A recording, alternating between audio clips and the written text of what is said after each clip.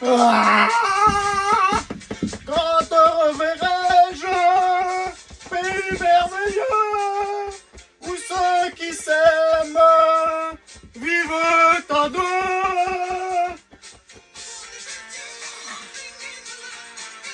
Ah, je me gèle les miches. Ah, je me gèle les miches. Ah, je sais plus comment qu'on allume ce chauffage Webasto. Ah là là. Et en plus, on est samedi soir, presque 23 h, et tous les concessionnaires sont fermés. Ah, c'est quoi ce bordel? Ah, ah, tiens, j'ai une idée. J'ai une idée. Est-ce que Mikey a un tuto sur les chauffages Webasto? Parce que comme dit là, j'ai un gros trou de mémoire, je sais plus comment on l'allume. Alors, Mikey. Ah, bah voilà, sur sa chaîne YouTube, il y a plein de choses. Alors, chauffage, Webasto. En cours de tournage? Oh, toujours pareil avec celui-ci. À faire des conneries sur Internet et tout, à essayer de faire rire les gens et tout, et il travaille pas correctement. Voilà. Maintenant, t'as besoin d'un tuto et c'est pas en ligne. Oh, bordel, j'en ai marre. Ben, si c'est comme ça, je vais en forêt, je vais chercher du bois et je vais me faire un feu de camp dans mon véhicule. Et comme ça, j'aurai bien chaud. Allez, on y va.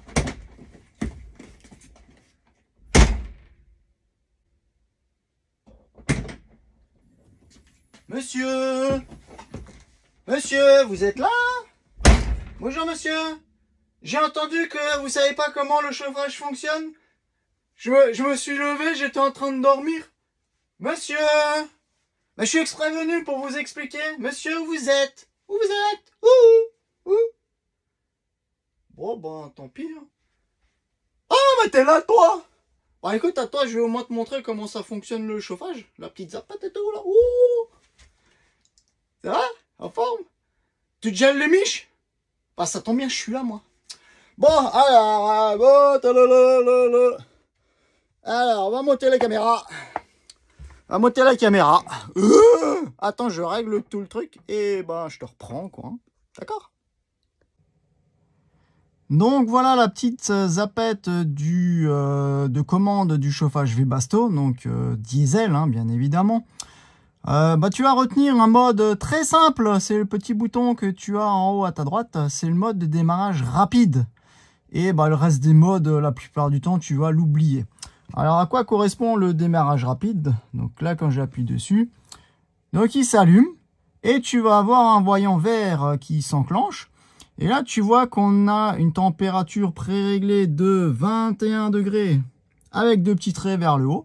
Donc, ben, c'est qu'on est en mode de chauffe normal et que ben, la température est de 21 degrés, ben, celle qu'on a préprogrammée. Donc, il va chauffer pour essayer d'atteindre ben, nos 21 degrés qu'on a préprogrammés. Tout ça, ben, tu peux venir le modifier aussi par la suite dans les petits menus. Ben, de toute façon, je vais te l'expliquer, hein, comment modifier ça. Si au cas où tu appuies sur le petit bouton de démarrage rapide et tu as un voyant bleu qui est allumé, ben c'est que ta zapette est entièrement déréglée et c'est que c'est en fait juste un mode de ventilation, pas de chauffage, rien du tout. Donc tu n'auras jamais de chauffage. Voilà, donc j'ai un client qui s'est arrivé, ben, toute la nuit, ben, il s'est gelé les miches. Il avait le petit voyant bleu qui était allumé, mais jamais de chauffage. Ben, il n'avait pas compris comment ça fonctionnait malheureusement. C'est aussi pour ça le sujet du tuto. Donc tu vas avoir le rétroéclairage, donc là qui s'est mis en veille, ça ne veut pas dire qu'il ne fonctionne plus. Hein. Donc tant que ton petit voyant vert est allumé, c'est que ton chauffage il est en mode chauffe. De toute façon, si tu appuies sur la petite molette, ben là tu reviens, voilà, tu reviens à ta température. Admettons, tu veux augmenter ta température, ben, tu tournes ta molette dans le sens des aiguilles d'une montre, diminuer dans le sens inverse, ce qui paraît le plus logique. Mais il faut toujours penser, c'est que, admettons, je veux 24 degrés, il faut toujours réappuyer sur la molette. Si tu n'appuies pas pour valider, bah en fait, il restera sur la température précédente, voire coupée. Hein. Voilà. Donc, toujours penser à bien valider. Voilà. Au démarrage, tu peux avoir un léger scintillement des lumières. C'est normal parce que ton chauffage Webasto, il consomme pas mal de courant au démarrage. C'est pour la bougie de préchauffage. Mais du moment que le brûleur est en fonction, il arrête de scintiller, la lumière revient de nouveau à la normale. Donc c'est pas un mode discothèque ou quoi que ce soit, donc c'est tout à fait normal. Voilà, je sais pas, ça le fait. Ah, ça l'a légèrement fait, je sais pas. À voir. Ah, tu vois là, léger, voilà. Discothèque, wouh! Non, c'est juste au démarrage, quoi. Hein. Voilà. Admettons, bah voilà, t'as bien chaud et tout ça, tu veux tout couper. Voilà, parce que tu utilises plus ton véhicule. Bah, pour couper, c'est pareil, tout en haut, tac, le petit bouton. Et là, il est entièrement coupé. Voilà. Donc, ce bouton-là va servir de bouton démarrage rapide et aussi pour couper ton chauffage. Donc là, tu vois que le petit bouton avant, il était vert. Donc là, il a basculé directement sur le blanc ou sur certains, ça peut être une autre couleur, mais bon, c'est très rare. Donc, en tout cas, là, maintenant, il est coupé. Voilà. Donc, démarrage, arrêt, bah, tu vois, c'est très, très simple. Ensuite, si ton panel il est entièrement coupé, tu appuies sur ta petite molette, tu vas avoir le petit menu qui s'affiche. Donc, la première icône, ça va être une minuterie. Donc la minuterie, perso, moi je l'ai sur le mien, c'est chiant quoi. Parce qu'il faut que tu programmes chaque jour de la semaine, le lundi, le mardi, mercredi et ainsi de suite, l'heure de démarrage et l'heure d'arrivée. Enfin d'arrivée. n'est pas dans un autobus, l'heure d'arrêt, voilà. Donc, il faut que tu programmes, faut que tu valides jour après jour aussi, donc ça va pas servir à grand chose. Le mieux, c'est de l'allumer manuellement et de le couper manuellement, c'est encore ce qu'il y a de plus simple. Mode chauffage, donc là pareil, tu veux chauffer, tu appuies dessus. Donc là, sur les modèles plus récents, tu vas avoir en fait, tu vas avoir la possibilité de varier le mode de chauffe. Sur les plus anciens, c'est mode normal, puis c'est tout. Donc soit en mode économique, soit en mode normal, ou sinon en mode boost.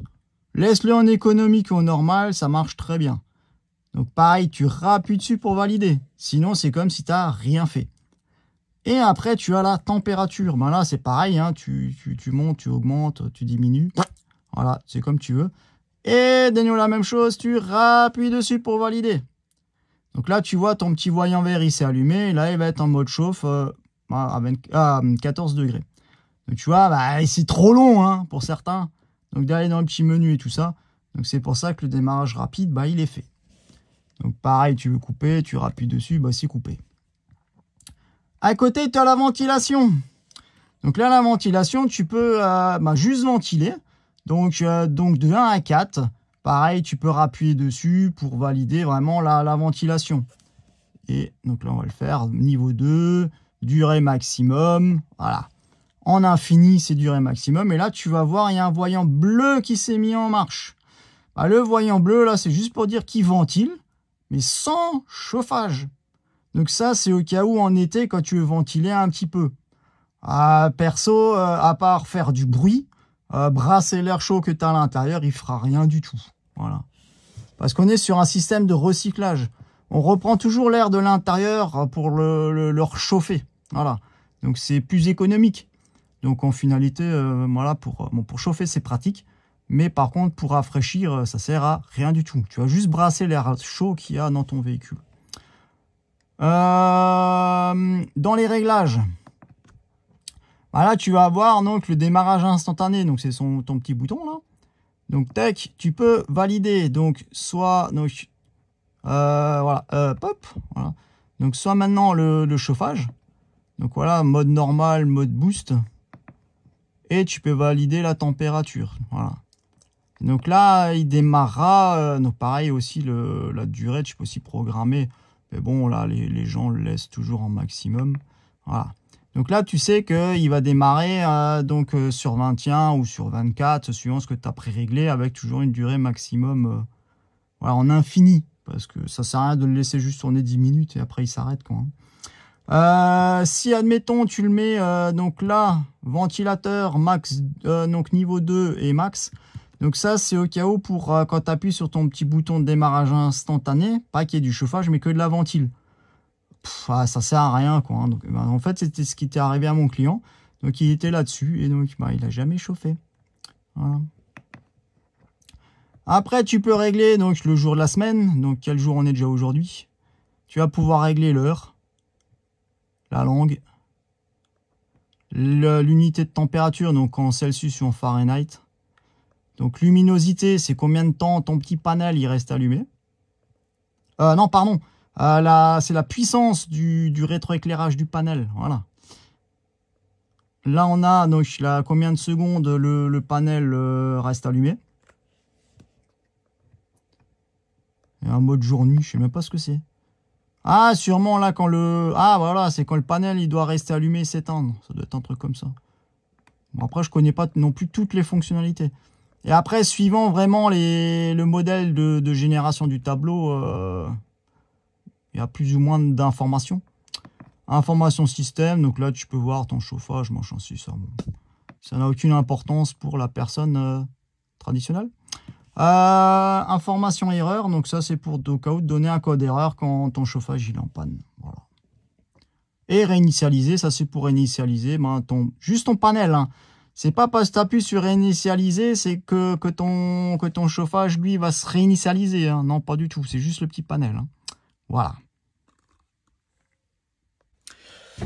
Donc voilà en gros comment la petite zapette fonctionne. Rien de compliqué, mais après il y a des gens qui sont un peu plus techniques que d'autres. Des gens qui arrivent un petit peu mieux, d'autres moins bien.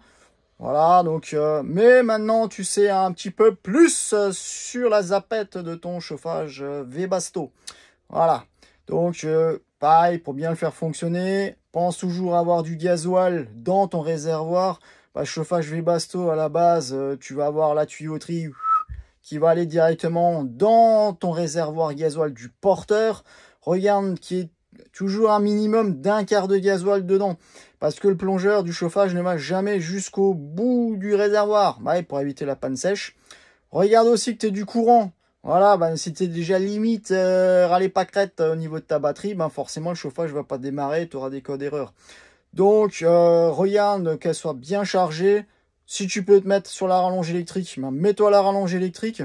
Après, il y en a qui disent, ouais, il faut le démarrer et tout. Il faut démarrer le moteur du véhicule. Et après, tu peux mettre ton chauffage. Tu peux aussi. Voilà, ça ne veut pas dire que c'est une fausse information ou que c'est une vérité 100%. Tu peux t'en aider. Parce que le fait de démarrer le moteur, il y a de l'intensité qui déboule de l'alternateur. Et quand tu vas mettre ton chauffage, c'est cette grosse intensité va dire que le chauffage a besoin pour démarrer. Il va pas, ça va glisser sur lui et il va démarrer crème quoi.